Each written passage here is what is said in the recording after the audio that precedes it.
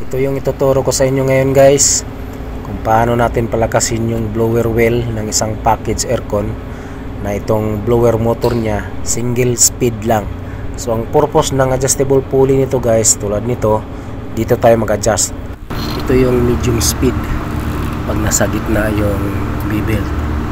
Pag-adjustan natin tong pulley, dahil adjustable tong pulley na to, pag itong B-belt magpantay na dito sa laki ng pulley dito sa taas, yan yung pinaka high speed.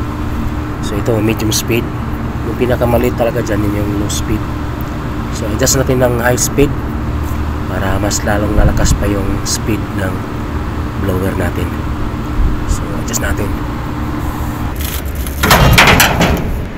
Number 4. So tingnan nyo guys, ayan o, lubog siya, lubog.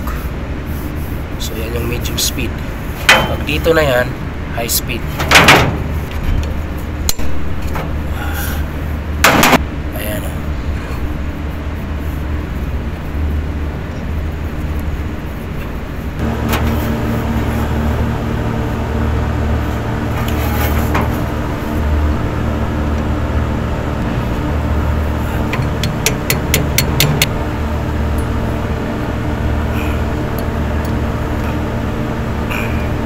Natin. Ayan guys, oh. Diba? Pantay na yung B-belt dito sa labi ng pulley.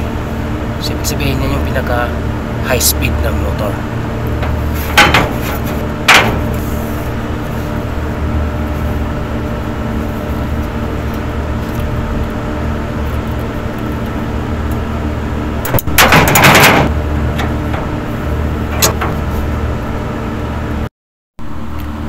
So yan, yan yung high speed, yung B-belt nakapantay dito sa labi ng pulley. So kanina nasa gitna yung B-belt, so ibig sabihin medium speed yun siya. Dahil nga 1 speed lang tong motor na to, dito tayo mag-adjust para sa speed ng blower wheel or blower motor. Ayan. Okay? So, ganun lang guys kung paano tayo mag-adjust ng speed ng blower wheel, lalo na pag yung motor natin single speed lang tulad nito. So, ganito ang gagawin lang natin. Dito tayo sa adjustable pulley mag-adjust para pwede nating hinaan, pwede rin din palakasin yung blower wheel.